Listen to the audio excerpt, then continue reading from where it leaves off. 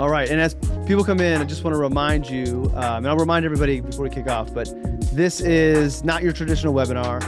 Think of this more as a fireside chat slash podcast recording. But since you're here live, you have the opportunity to use the chat or the Q&A feature to ask questions. So I have those up on my other screen. If you see me looking off, I'm not distracted. No other screens are up. You all have my attention for this next hour, but that's where I have the Q&A along with the chat. So feel free to throw questions up there. Just know that if for some reason you want to remain anonymous, use the Q&A because your name's not going to show up to everybody. You throw something in the chat, it might be there, which is one of the reasons I decided to do webinars was I thought some of the subject matter here might be pertaining to advisors thinking about making a change or just questioning where it is that they're at. And you might not want the world to know that. So we'll do webinar so everybody in the audience can be anonymous and then we can go forward. So all right, well, it's a couple minutes after the hour, so I want to get things rolling.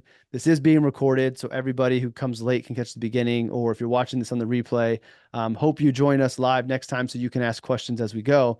So as we kick things off, I just want to real quickly take a moment to thank my friends over at wealth.com. They are the sponsors for this part of the series. The AGC did the first session.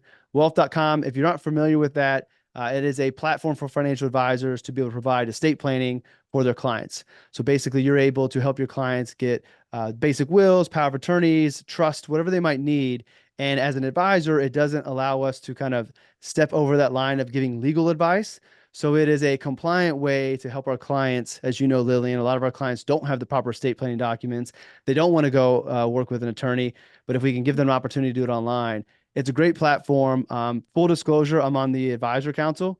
So I did a demo. I knew right away I was going to bring it to my firm and use it. And then later on, they asked me to be on the advisor council, which I could not say no to have the opportunity to help them make it better for advisors. So shout out to wealth.com. Obviously, wealth.com is where you'd go to learn more. But just want to thank them for being willing to sponsor today's session. All right.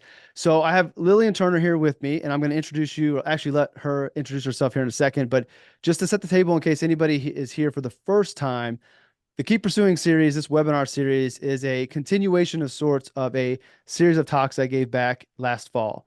I did 5 talks at my local coffee shop, all centered around the concept of the authentic life, really geared towards individuals, not necessarily financial advisors. It wasn't exclusive. The webinar series, while geared towards financial advisors, because what I realize is there are a lot of us out there who are loving the profession that we're in, but maybe not loving the way that we get to bring ourselves to our clients, maybe looking for a way to kind of tap into who they really are and then also bring that to their firm. So the series is kind of a number of talks relating to that. Today's being, how do you build your authentic practice? What does that look like? And if you're not a financial advisor, you can swap out practice.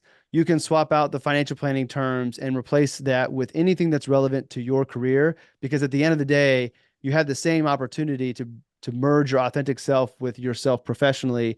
Maybe some of the words will be a little bit different. So this is for financial advisors folks, but I think it belongs for everybody. So with that, I will turn it over to Lillian real quick and let you give an introduction to yourself. Amazing. Well, first off, thank you, Justin, so much for inviting me to be here. So excited for our conversation today. My name is Lillian. I am a CFP, CSLP, and soon to be RLP. So I've got some alphabet soup going on, but I just launched my financial coaching and life planning firm, Daring Greatly Wealth, in January of this year. So I'm about 6 months into my entrepreneurial journey. I live in Scottsdale, Arizona, but I am a Midwest gal at heart. I grew up in Madison, Wisconsin, went to college in Milwaukee, and then moved sight unseen to Arizona in 2019. And just so excited to share my knowledge and my passion with you all today. So thanks for having me.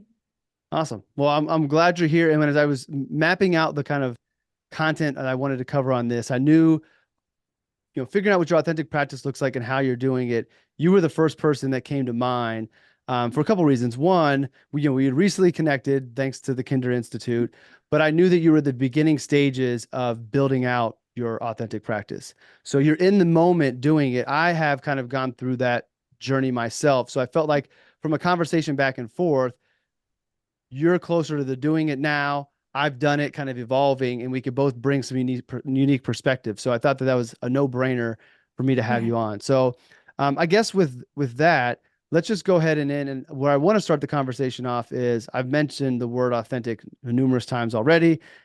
When you think about authenticity, I want to start there. What does authenticity mean to you? Yeah. So in my mind, I've always correlated authenticity with audacity because it Okay. takes courage to be your true self in a world that thinks differently. Hmm. And for the vast majority of my career, I've tried so hard to fit the mold of this industry. And I finally feel like this year I have the courage to say, you know what, I am different and I'm just going to embrace it. So that's why I'm here. So let's stay there.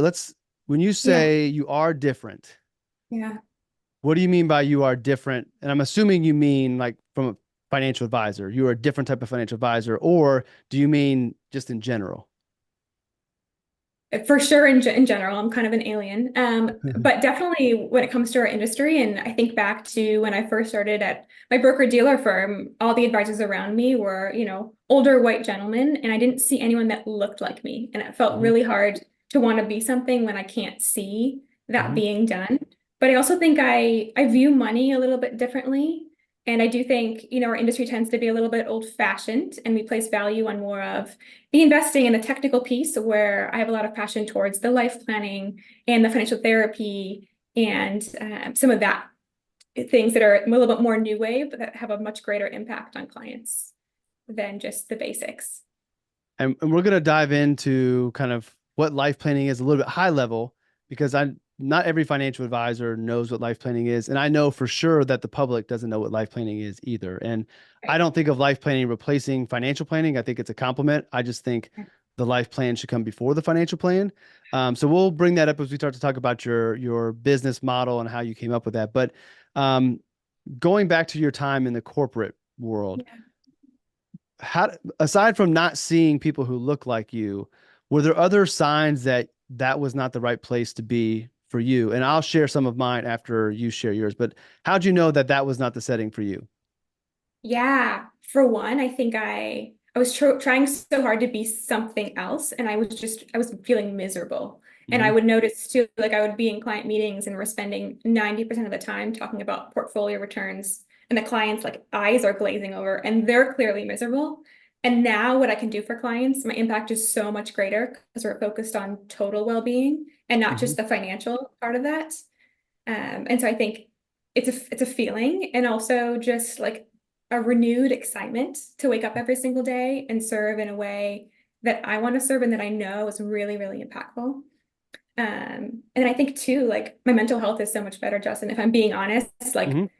when you're not who you want to be, when you're not acting as your authentic self, it affects everything, every part of your life. Hmm.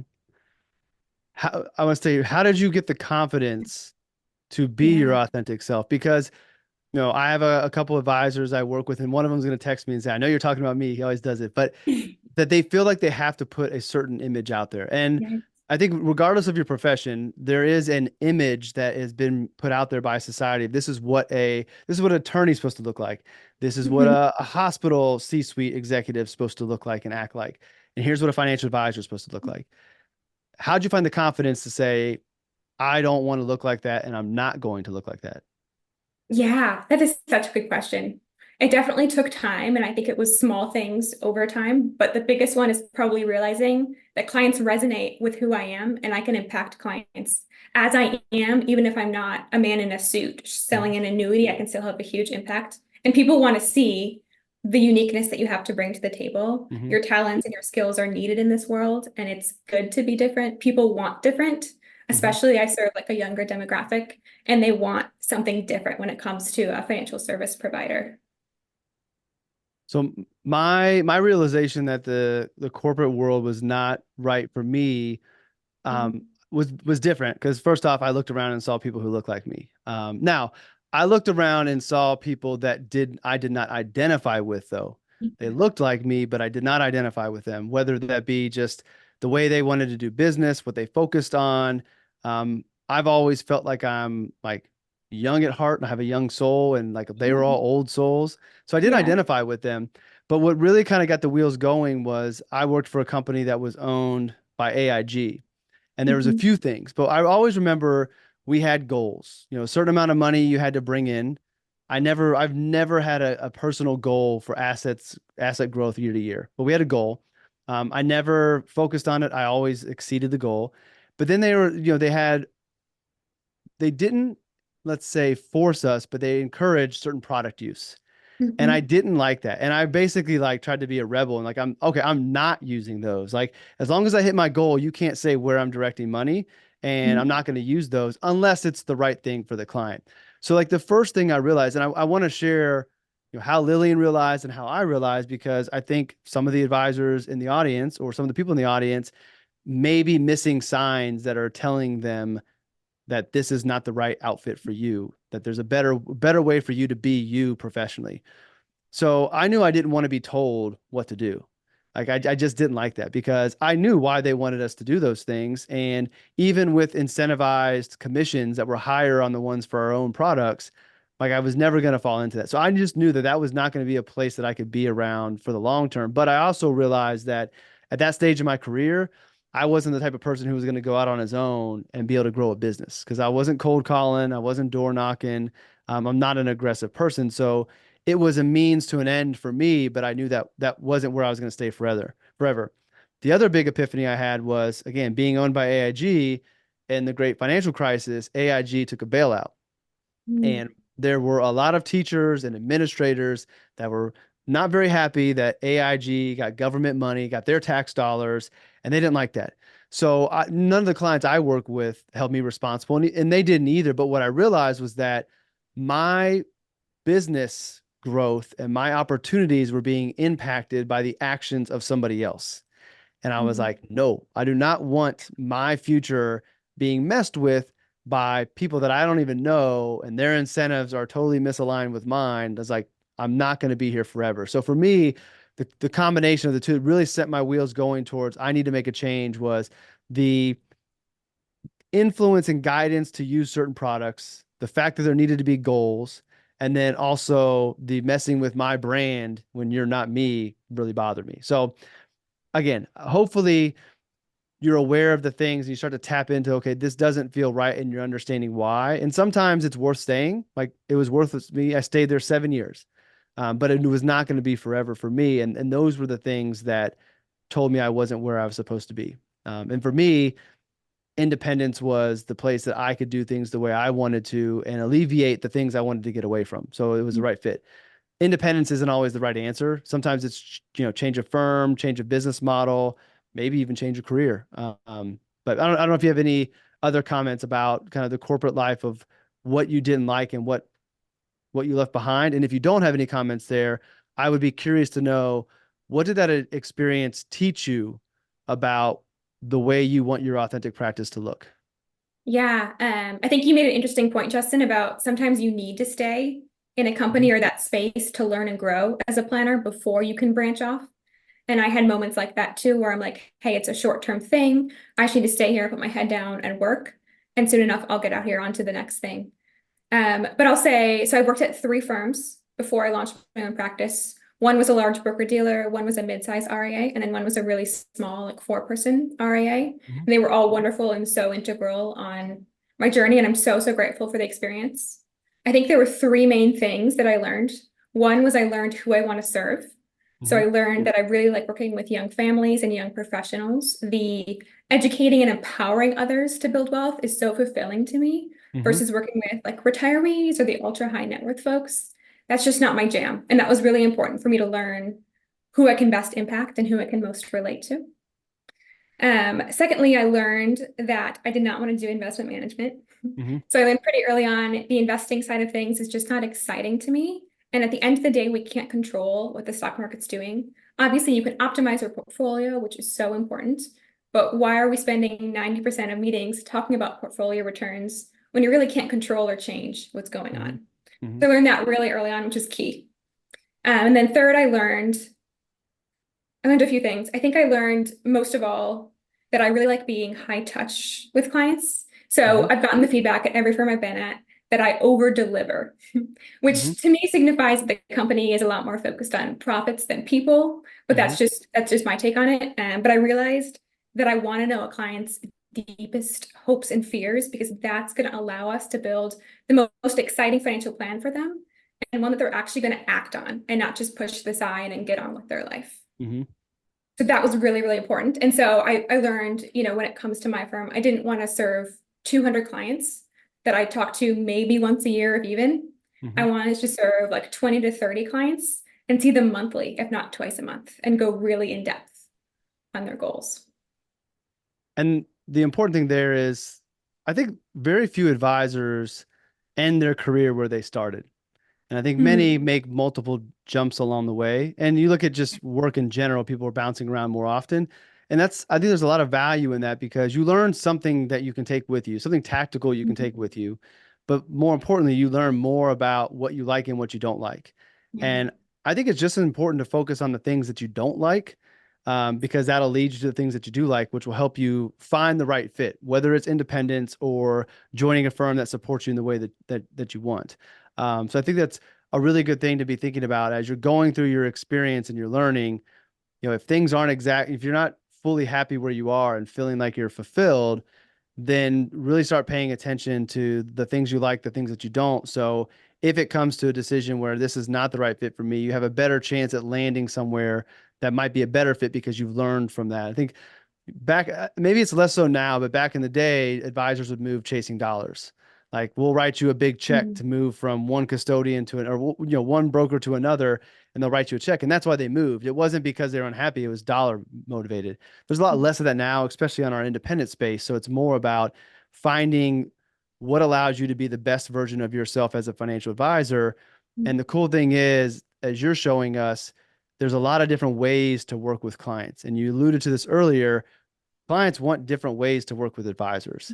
So I think one important kind of like disclaimer I want to throw out there is, we're talking about your business. We'll talk a little bit about mine. That's not to say that's the only way to work with clients. Like I think that one of the worst things in our profession is the back and forth of advisors trying to like belittle each other and talk about why one person's better than the other.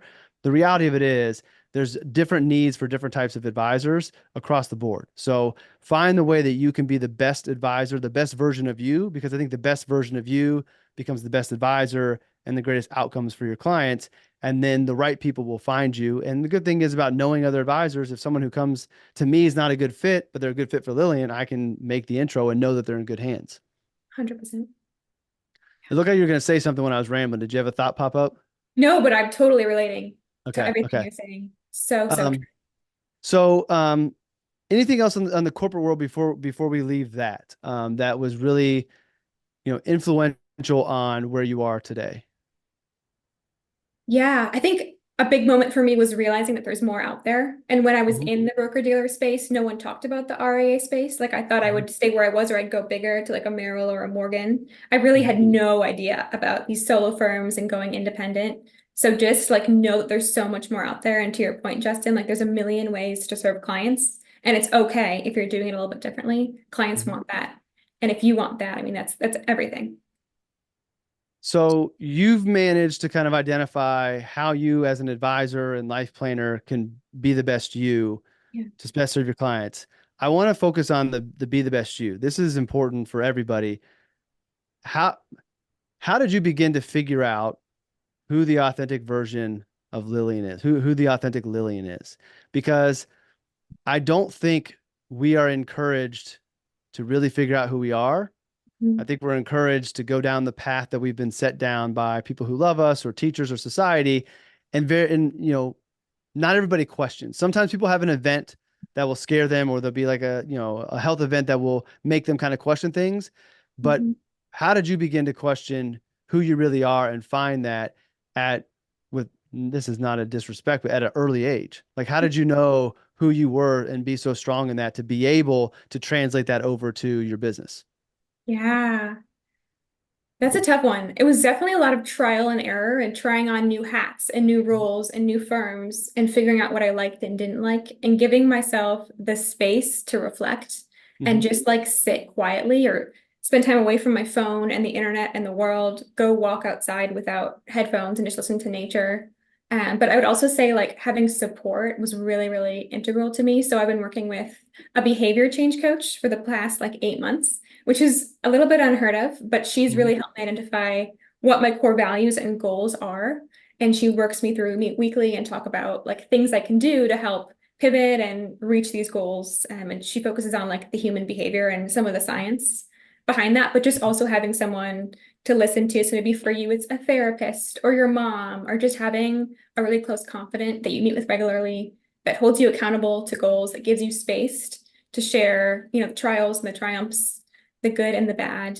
I also do a lot of journaling, so I think that's helped me process things. And then one of the most transformational moments for me was going through Kinder's life planning evoke Mhm. training back in January in Hana. And as a financial planner, you learn how to do life planning with clients, but you also get life planned yourself. And Mhm. so when I got life planned myself, it was just transformational. I realized what's truly important for me and what my ideal life really looks like. And part of that was opening up my own practice. So that was a huge moment for me for sure. Which I think is a good introduction to life planning. We'll just stay here momentarily because that it's important for us to talk about because it's a part of your authentic practice. Yeah. But part of my goals as being a huge Kinder fan is to try to bring more awareness to his method of life planning, but honestly to life planning however you want to implement it in the process.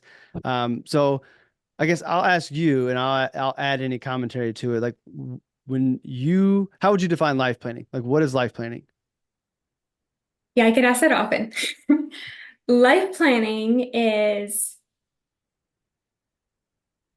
it's creating crafting your ideal future, and then breaking it down into steps that you can reach. So I guess the analogy that I use, I'll start with that. The analogy I use is that when you first start a jigsaw puzzle, what most people do is they take all the puzzle pieces out and they, put the corners together, the edges, and that's great. But what you're probably actually going to do first is you're going to look at that picture on the puzzle box because you want to know what you're building. And so Hmm. when we do life planning, we're designing that picture on the puzzle box, and then we're fitting the investment and the insurance and the estate planning puzzle pieces into that image. Hmm. Just taking time and space to create, design your ideal life, discover what's truly most important to you, like at your heart's core, Hmm. and then figuring out how to implement that. How would you add or detract from that, Justin? I'm curious. No, I think it's a great definition. What I would add to it is kind of the way I think about it is, you know, but traditional financial planning is fitting the life to the numbers. Yeah. Here's how much you make, here's how much you can save, here's the type of life you can expect to live. If you want to change it, here's how we need to change the numbers. And I feel like it's very numbers focused and less on the individual and what they really want. Yeah. It's college, house, retirement, inheritance or charitable donations, like the things we're told we're supposed to do. And those all show up in a life plan. Like everybody wants those things and is going to need them, but they may not be the highest priority. And their version of that may not be what the stereotype is. So for me, life planning is really about making the numbers fit the life. Mm. So the opposite way. So really focusing on what is the life that you want. And for me, what's so exciting about it is when you see somebody actually begin to understand why they want what they want. Like, okay, I want to retire at 65. Well, why? Well, that's what my parents told me to do. That's what my grandparents. And you keep on asking why, then they realize, oh, I don't want to retire at 65. I'd rather be able to make a career change at 50 and I'm going to work till 70. Like once they begin to figure out what they really want and the light bulb goes off, to me, that's really exciting. And to me, that's really freeing. And if my goal in life is to impact people's lives, to me that's really impactful because I'm changing lives. Like I'm not helping somebody reach a goal. I'm potentially helping them change the trajectory of their life and what they may accomplish and the impact they have on the world. Like to me, that's really exciting. So I had the same experience going through Kinder, the life planning process. Like I went through Evoke thinking I'm going to go through the training just to learn how to be better at it. And I'm not going to worry about the mentorship. I'm not going to get the designation. I just want to know that process.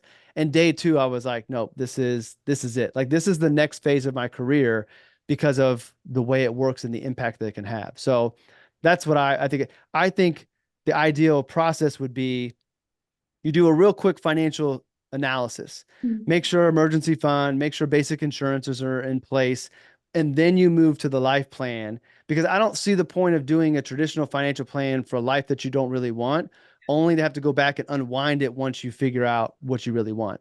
And also, if you've spent time talking about this life that is okay, but not really yours, it might be hard to disassociate from it to really go into the life plan. Because where I disagree with our fearless leader, Louis, is I don't think everybody is ready to do life planning. my experience just through conversations is not everybody is ready to go figure out their why. They're Mm, just not at that stage of life. They don't believe they can. They don't even know that there is a why that they're missing out on. And I think that especially being a financial advisor doing that, they don't attribute that type of work with a financial advisor. mhm, So I think somebody has to be at a point where I've had success, I've got the money, I have no purpose, I don't enjoy what I do, I'm lost. I want to figure things out. And that's where if they can find us as life planners, I think we can help. So that's my little 2 cents on life planning. I love it. So what was it? So thinking about daring greatly wealth, not daringly great, greatly wealth, thinking about that and like how you're going to build that. Yeah. Obviously, life planning is a very important part of it. Was it hard for you to say, this is what I'm going to do, even though I know when people hear financial advisor, they think that? Yes, I definitely worried what people would say, and especially not doing the investment piece. Mhm. I was curious what the feedback would be there, but after going through Evoke in January, I'm like, I have to make life planning the center of my service model. And similar to you, Justin, like I've added things on at the beginning and kind of the tail end of that, but Evoke is really the center of it. And I think a lot of it is just educating my audience on this is how I do things, and this is the why behind it, and this is the impact, and here's what my clients are saying about it, and here's how I feel, and here's me outliving my life plan to Mhm. help inspire others. So I think it's a lot of our job is raising awareness on life Mhm. planning. It's like you Mhm. said, it's not well known, but I do have a lot of hope and faith that 10 to 20 years, like life planning will be the norm when it comes to financial planning. That's my hope. Oh, I think it's the future. Traditional financial planning is not going to go away, but I think every firm will have a life planning component, whether it's a team or a life planner. It'll be a part of everything for when the clients are ready for it, and then eventually firms are going to be known for it.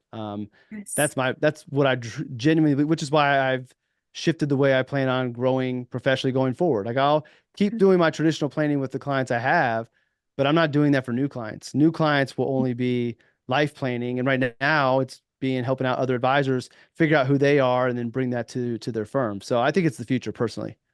Agreed. Yeah. And I think I had the benefit of I happened to just be starting my firm fresh after Evoke. So I didn't have Mhm. any existing clients to kind of fit into the system. Everything was starting brand new. And I don't really give clients an option. I explain up front, like, hey, life planning is part of our work together. Mhm. And often they are a little apprehensive. They're like, you're going to do what? We're going to do what? But once they go through it, it's revolutionary. And I have so many amazing stories. One of my first clients I started working with in February, she's 57. She's just overwhelmed, paralyzed around money, has never Mhm. invested before because she's too scared.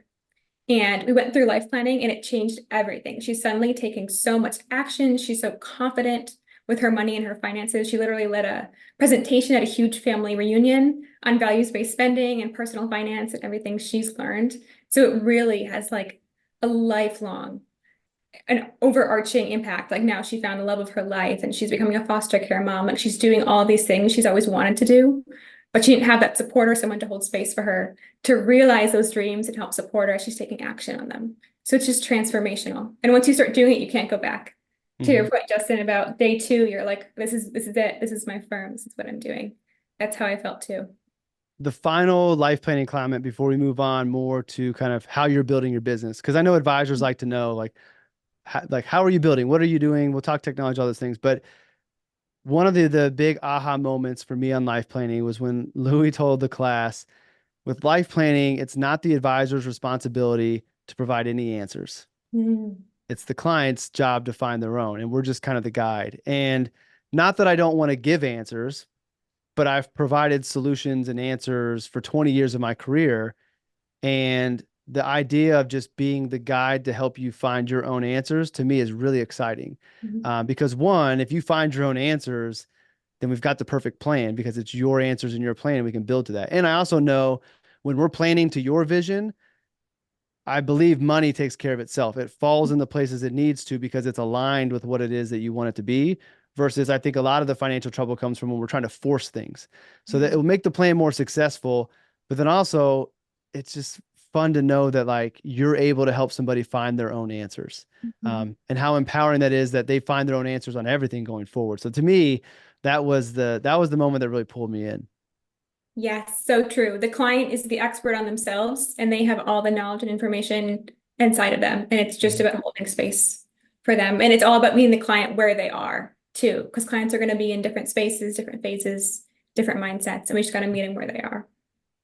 So thinking about building a business, Yeah. how did you go about, and it could be like you wrote things out, like how did you come up with the ideas? How did you say, all right, here's how I'm going to structure my business to allow me to focus on life planning and coaching, not worry about investment management? Like, how did you make that your reality from a business structure?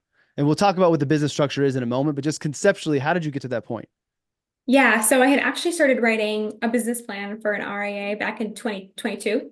And so I looked at that business plan from 2022 in my Google Drive and just immediately threw it out because nothing was aligned with what I wanted to do going forward. Mhm. But what I've always been really good at is like networking with other financial planners, yourself included, Justin. So I met with a lot of other people in the financial coaching and life planning space and said, hey, how do you structure your service model? What are you charging? What amount of times are you giving for each meeting in the life planning process? And I got a little information and data there. And then I Mhm. just started trying different things. So I started playing around with lengths of meetings, with orders of evoke and the other topics that I want to cover. So it's a lot of trial and error. And what I tell clients, I'll show them, I have like a PDF of my coaching and planning package that I offer. And I say, our meetings will probably look nothing like this structure, but Mhm. here's an idea of what it could look like because every client's journey is so, so different.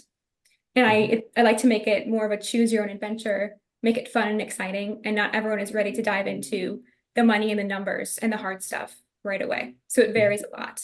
But the themes are like asking others what they're doing, gathering information, just trying different things and getting feedback from clients, and then being willing to just throw things out and pivot at a moment's notice. Mhm. It's been huge. Was there anything that surprised you as you were starting to build this business that you weren't anticipating? I mean, a lot of things surprised me. Um, mm, I think there's a lot that you don't know as an entrepreneur, and I expected to not know things and to learn as I go. But like the initial first month, getting all of my IT set up, hooking up my Outlook was so challenging. I'm like crying on the phone with Microsoft small business support because my email like will not link to my DNS from my website. Like everything was going wrong. And you're wearing all of these hats. And like I knew Mhm. this going in that I was going to be marketing and ops and IT and CEO, but it's just so much. So I think surprising me was like how much I have to lean into like my time management skills and Mhm. my prioritization. And then also just the amount of self-trust that I had to cultivate was a new skill for me because I'm used to someone else, my boss telling me what I'm doing that day, how I'm structuring my time, all of that jazz. So that was new. And I feel like entrepreneurship is like a forever exercise in personal development. Like you're Mhm. just constantly growing and learning, which I love, but I don't think I expected every single curveball that has hit me. It's just being 6 months in. It's a whirlwind. With all of that, would you say it's been hard? Yes, and it's also been the best thing I've ever done. Hmm. And like when I'll talk to other advisors that are thinking about starting their own practice, they're like, "Oh, aren't you so stressed?" And I'm like, "Not really. I'm way less stressed than I was ever working in corporate America, any of my past three firms, because I don't have 8 meetings a day back to back to back. I've built spaciousness into my calendar, and I'm doing work that's really exciting and fulfilling, and working with who I want, how I want, when I want, charging what feels aligned to me and the client. And so it just feels so much more freeing. And like knowing I'm going to take a 2 week vacation immediately after this, and I'm Hmm. not going to use all my PTO. Like, how cool is that? So Hmm. it's been really, really fun. Yes, it's been hard, but in a really, really good way. And I have the best support and the best community ever. So that's made it a lot easier. So what I heard was having a firm that's aligned with your authentic self makes it easier, makes Yes. it more enjoyable, and that while it's hard, it doesn't, it sounds like it has been hard, but I don't know if you necessarily would define it as hard because it's what you want. And I think I did a crappy job of explaining that, but that's what I experienced that yes, Yeah. it's hard work, it's a lot of work, but when you're doing things the way that are aligned with you, whether it's independence, your own business, or within a structure, when you're doing it in a way that aligns with you, it's not as much work because you're enjoying it, which doesn't feel like work. So yes, you might work more hours and you may work more on the weekends, but it doesn't feel like work. And when you're enjoying it, I think the hardness of it feels less hard compared to what it was when you were doing stuff that you didn't enjoy in an environment that didn't allow you to thrive. That felt hard, where this hard doesn't feel that way. Absolutely. And I just have more freedom to prioritize myself. So I try to have me time before I help others because that allows me to have a greater impact on Mm-hmm. others. So I can work out and go to a Pilates class at 10 a.m. if I want and have a slow morning and meditate and just be outside, be in nature, read my book, like do things that really fill my cup before Mm-hmm. I'm giving to others. In the past, I've been checking work emails at, 6 a.m. The Teams chats going off. Like there's so much going on, everything's blowing up. And now I can control my growth, control the number of clients I have, control my day, my time off, my structure. It's just so much more better and so much more aligned with who I want to be. Let's stay on the topic of the me time before taking care of clients, Yes. because that's not something that historically financial advisors are good at. And I don't think that society is good at prioritizing our health. I wasn't good for a while, and I go through spurts. Like Yeah. yesterday was my first day going to yoga in a month, and I have all the excuses. And I Yeah. left class. I'm like, why do I not go to yoga? Like, why don't Yes. I do it? And I let it go. But there, there is truth to we can't be our best for others if we aren't feeling our best.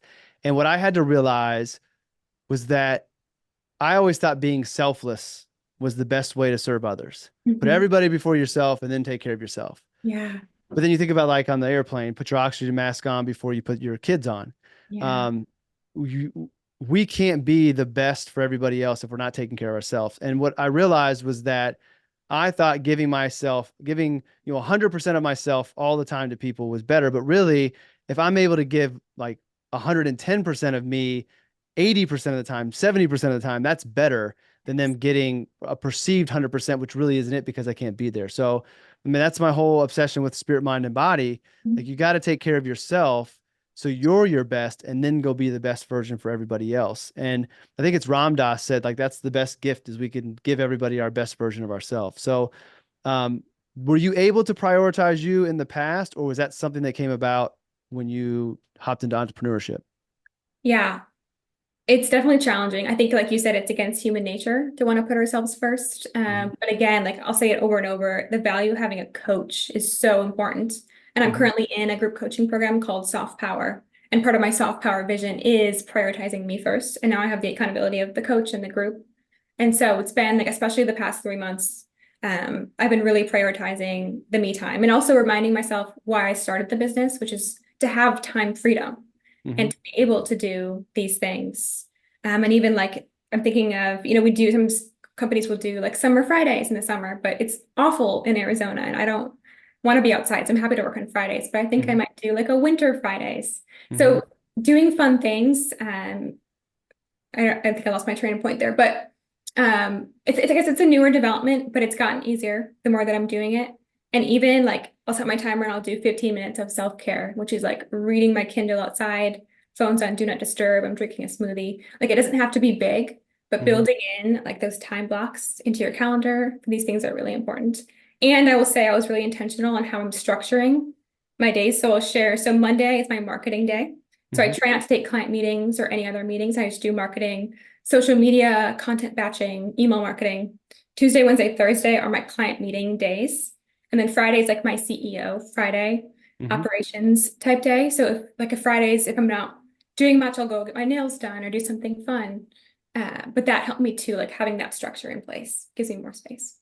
I was going to ask you if you time blocked or anything like that to get everything done, because you are wearing all the hats and I've worn all Yeah. the hats, and it does get overwhelming. Yes. Um, but I do think that the time blocking makes a lot of sense. And what was hard for me to overcome, and so maybe this will resonate with some of you out there, is that I wanted to provide a high level of service to clients. So I Mhm. thought that one way to do that is to be ready whenever they are.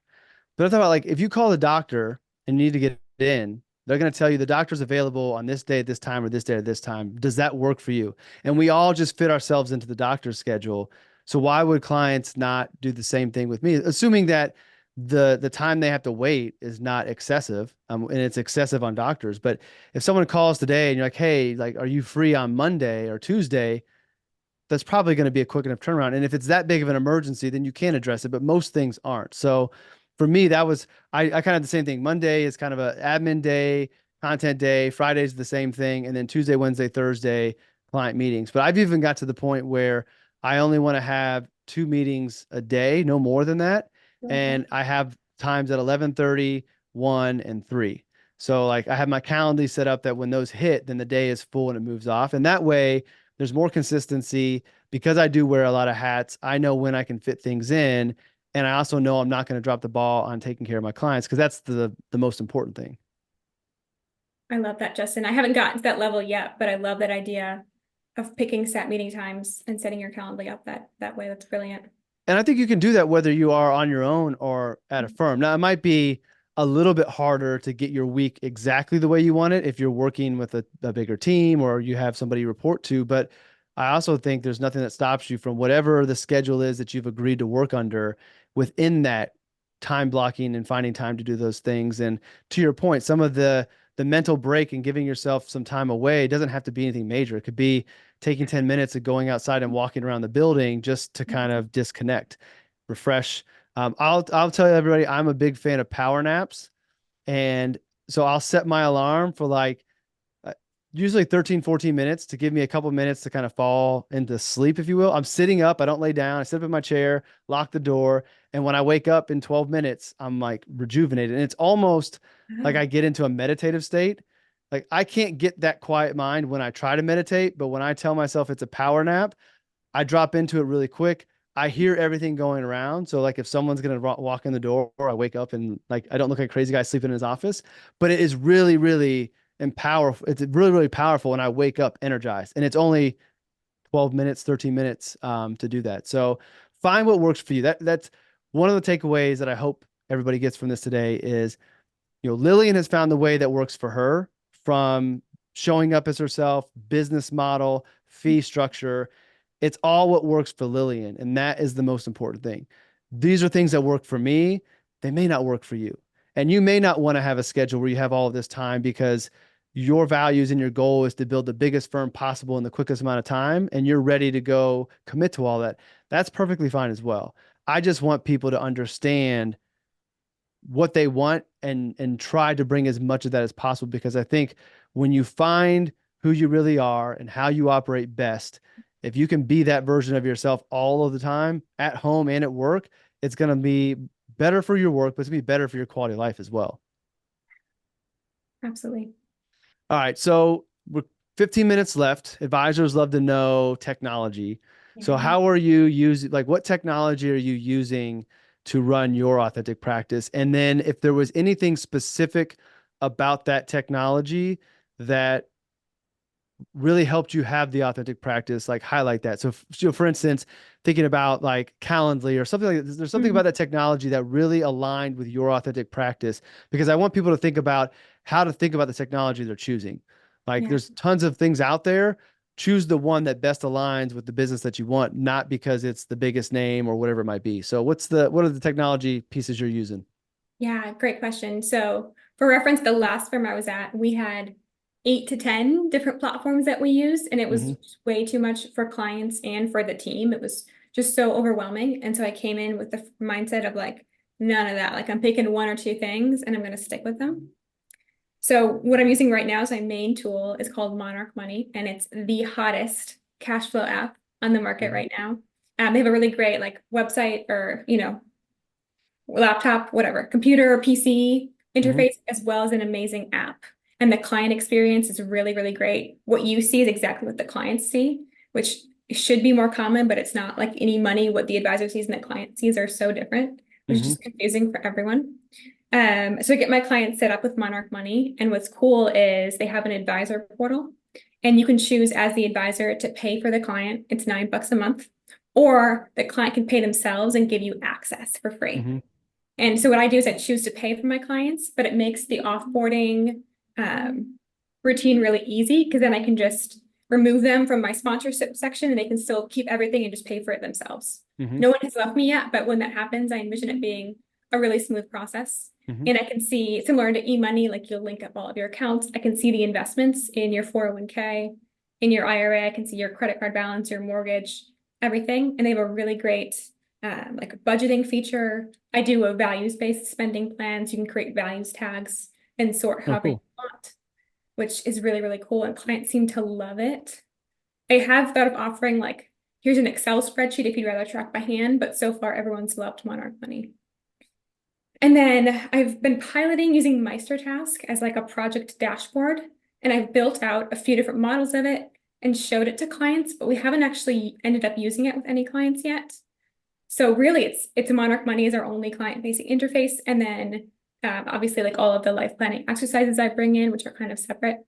But as for like my business platforms, Canva is really key for me. That's where I create all of my social media and marketing content. Mm-hmm. And then my email marketing software I love. It's called Constant Contact, and you have a Mm-hmm. lot of autonomy with how you create emails, how you run campaigns, doing funnels, all of that fun stuff. Yeah, and then AdvicePay is my payment software platform. I looked at a few, but I like that one. A lot has DocuSign like built into it. So Mm-hmm. that works really well for me. But yeah, I'm keeping it super lean. And I follow, for anyone who knows, the profit first system of Mm-hmm. business accounting. And so just trying to stay really lean with my expenses this year. Got it. I'll have a list of all those in the notes that I type up and send out to everybody, just so if you didn't write them down, I'll have them all covered for you to make it easier for you. But I appreciate you sharing all that. And I guess that is a perfect segue. You mentioned Canva and social media and marketing already, and I wanted to bring attention to your marketing efforts Yeah. on Instagram and how you're doing it, because what I love about what you're doing, and I think it's a great way to market your authentic self to find the people who want to work with you, Yeah. is you're very personal in it. You share a lot about your own spending and what you're doing, and then you're also educating along the way. How did you come up with your marketing strategy? How would you describe it? Just tell us about the things you're doing to grow your business on the social media side. Yeah. How would I describe it? I would say it's very authentic. It's quirky. Sometimes it's a little bit spicy, but it's very educational. And Mm-hmm. I love learning about like adult learning processes and how adults learn, because it's very different than how kids learn. Mm-hmm. But I've learned like the more you can make something visual in like a kindergarten classroom, the more we learn. And so I want to make like my educational content about, backdoor Roths and spending and ETFs like fun and memorable, I would say. Mm-hmm. So like for example, one of my most popular Instagram posts, I had done like a question box on my stories, and I had said, how can I best serve you? What would you like to see? And some butthole put like, oh, I want to see you on OnlyFans. So I said, okay. And I ran with that, and I made a video on what would happen if you invested the cost of OnlyFans into an S&P 500 index fund over 10, 20, and 30 years. And I think it blew up. People like learned a lot, and they actually cared because it was interesting and it was spicy and it was different. So I'm getting very creative. I feel the most creative I've ever felt, which Mm-hmm. is weird for me because I'm not good in the traditional sense. Like I'm not an artist. I'm not good at dance. I've been very technical in my last few roles. And so Mm-hmm. now I have the autonomy to be super creative and do things how I want. And I think I've realized like a lot of my clients are just like me, and I attract those people by being my authentic self. Mm-hmm. So it's been a lot of fun, and it makes marketing easier too, if you're having fun with it. Well, yeah, I believe in the law of attraction, and the law of attraction, carries over virtually as well. It's not just in person. So to your point, you're going to attract people who are like you. People are going to be just as you didn't see anybody in the corporate world who look like you. There are people who are going to be looking for an advisor who looks like them, and that Yeah. there's common traits and things that's going to make it a lot easier. So that's why I think creating content is so important for anybody growing a business. But especially for us financial advisors, doesn't have to be the only way you grow, but I do think it's important. And I think it's important to also think about like what platform did you choose? So why did you choose Instagram over the other ones? Yeah, I think I'm still playing with it. Like I've thought a lot about getting onto TikTok, but it's just the wild, wild west, and the Mhm. algorithm is so different. So I chose Instagram because I already knew Instagram really well. I already had a decent following, so I just kept my current account and started building more and more followers. And it just felt, I think, like the easiest place to play. And I also know my ideal client is like the young professionals. They're similar to me, and I have a lot of followers like that already. I would Mhm. say LinkedIn is kind of my secondary marketing source. I do get some interest and engagement over there as well, and I enjoy posting on LinkedIn too. But I have a lot more, financial planners in my network on LinkedIn, so just a very different audience. So what I want people to take away from that is go where your clients are, go with what you know and where you're Yeah. comfortable. Is your LinkedIn feed the same as your Instagram feed, or is it a little bit more conservative? Oh yeah. Right. Very conservative on LinkedIn. That's what it is. It's a kind of like a professional Mm-hmm. workspace. It's getting more personal, it's becoming more like Facebook. I feel like you're seeing photos and videos. Mm-hmm. But the audience is a little bit older on LinkedIn, I would say, versus like Instagram just feels really young. I do have a few relatives that follow me on Instagram, but like my grandma's not on Instagram. And when Mm-hmm. I tell her about the reels that I'm doing, she's like, "Oh, you're making commercials for your business." Basically. Yeah, kind of. But it's nice. It's just young and it's fresh and it's constantly changing. So I've had to do a lot of like research on the algorithm and different features and how to boost engagement. And it's been kind of fun to learn that side of things too. Mm-hmm. Makes it exciting. Was there anything else about your authentic practice in the process getting there that you want to bring up? Maybe I forgot to ask. And as you're thinking about that, I'll just remind you, if there's any questions out there, we got about maybe 6, 7 minutes left. If you have any questions, throw it in the Q&A. If not, totally cool.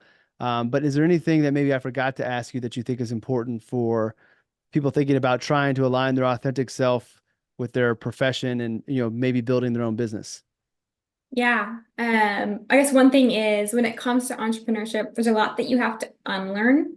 Mm-hmm. And we don't realize like how ingrained the corporate structure is in this in our tone of voice and writing emails. Like it feels very corporate after 10 years in the industry. And two, like giving myself the freedom and rewiring my brain to work when I feel most energetic or most aligned. So like sometimes I'm working at 11 p.m. on a Friday, but it feels really good to me. I don't have to stick to that 9 to 5. I think secondly, it's redefining what success looks like because Mm-hmm. previously success of the company was how much revenue are we bringing in, what's our AUM, and I don't give a crap about that now. It's like what the number my client has in their bank account is the least interesting thing about them to me. Mm-hmm. Success to me now looks like are my clients living their life plan versus what's their portfolio rate of return for this year. Mm-hmm. So that's been fun. And then I think to give myself permission, like prospecting and building business doesn't have to be just cold calls and referrals. Like you can go out and do fun things. I do what I call like passion prospecting.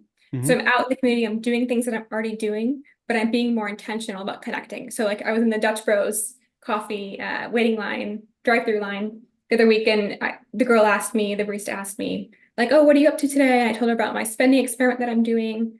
And then I gave her like my Instagram and we connected, and same like in my workout classes or if I'm at Target, like I'm just connecting with people in an intentional and genuine way. But I'm Mm-hmm. excited to do it because I love what I'm doing so much. And there's so much value in the life planning in my approach. So it's been a really fun experiment. There were two things I wanted to point out. The one I'll start with is the fact that you said you love what you're doing. Like at the end of the day, that's what my hope is with this series and everything that I'm talking about these days and writing about is like I think we all have the right to love what we're doing, to love the life that we're living. And if we're not, we have the ability and the power and the opportunity to change that. It doesn't mean it doesn't come with hard work. It doesn't mean that you don't come with sacrifice, but we have the ability to do that. And I genuinely believe there is an authentic version of ourselves that allows us to be the best version of us. And it's out there for us to find. And then when we find that individual, like how can we bring that individual to our work as a financial advisor or whatever it may be? So I want everybody, like, I want everybody to love their life and love what they're doing. And I think so many people think that they can't. Yeah. And unfortunately, that's a narrative that I think they have to work through. And they have to also realize that, just because there's this is my other part that you like, just because there's a definition of success out there doesn't mean it has to be your definition of success. Like I recorded my podcast today, it's going to go out tomorrow. And it's about how I realized that my wife and I are massive underachievers, but I Mm. wouldn't change it because I'm underachieving, and this was like a financial conversation. I'm underachieving from how much money I've earned to date, how much I have in net worth by society's standard. But we both chose to underachieve so we could overachieve as parents and spouses and live a good life so that, yeah, in theory, I should be worth a lot more and have a lot more money and have a bigger business, but I didn't want to. And that wasn't my definition of success. And I'm living by my definition of success. So that was the other thing I wanted to point out, is that you get to define what is success to you. And I think when life planning comes in, that helps you do that, because you're building the life that you want and you're determining your success. And when you know it's what you want and you know it aligns with your values, the outside world's definition of success doesn't matter as much as before. And that outside world success definition is what pulls so many people away from their values, causes financial troubles, and causes all the chaos. So those are two good points I wanted to make sure I hit on. Well, before I let you go and head off on vacation for your 2 weeks, where can everybody follow you? I'm sure you're going to get hit up asking about what's the algorithm on Instagram and those types of things. I just ask, be respectful of Lillian's time, and don't pick her brain too much. But where can they follow you if they want to see what you're doing and keep up with kind of your journey? Yeah, and I'm always happy to share and have my brain picked. So you can find me on LinkedIn if you'd like, Lillian Turner, or Instagram is where I'm hanging out every single hour of the day. My handle is at Miss Lillian Hope, so MISS Lillian Hope. And then my email is lillian@daringgreatlywealth if you ever want to say hi. I am going to be speaking at the Next Gen FPA conference in Phoenix in August. If you want to come see me, I'm going to be on a panel for starting your own practice. So I'll be speaking more about my experience there. But yeah, always happy to chat. Well, I'll have links to all of those in the show notes, except for your email. I'm not going to put that out for the bots to get, and also in the follow-up email. So just as I did in the last one, I'll send a follow-up email in the next 2 days. It'll have the replay, everything in there. And then I have a summary worksheet with some thoughts that I thought were really important. I want to make sure you don't forget. And I also have a worksheet that you can fill out to kind of begin to piece together what your authentic practice might look like, compare it to the existing, just so you can start to visualize and get the wheels turning about, if you were building your authentic practice, what would it look like? And then how far away is that really? And should you pursue it? So Lily, I want to thank you for, being vulnerable, sharing your journey, sharing what you've learned with everybody. I found it to be, an exciting conversation, as I knew it would be, but also very helpful. And for everybody tuning in, I just want to thank you and just remind you that the whole point of this series is designed to help financial advisors, but everybody, move closer to the authentic version of themselves and be able to align that with their profession. So as an advisor, have a practice that aligns with who you are, working with clients the way you want to, charging the way you want to, not because that's what Michael Kitces says you should do, but that's because, and I love Michael, so that's not a slight on him, but that's doing it the way that aligns best with you. And I think when you are walking in your authentic shoes, if you will, the right people are going to find you and your business is going to grow to where you need it to be. So that's what my hope is from this series. So thanks everybody for tuning in. And remember, next month we'll have the information on that will be coming out in the email as well, the guest and the time. The replay for this you'll have in the email. And also encourage you to revisit Samantha Russell's webinar from last month. And finally, before I forget, thank you one more time to wealth.com.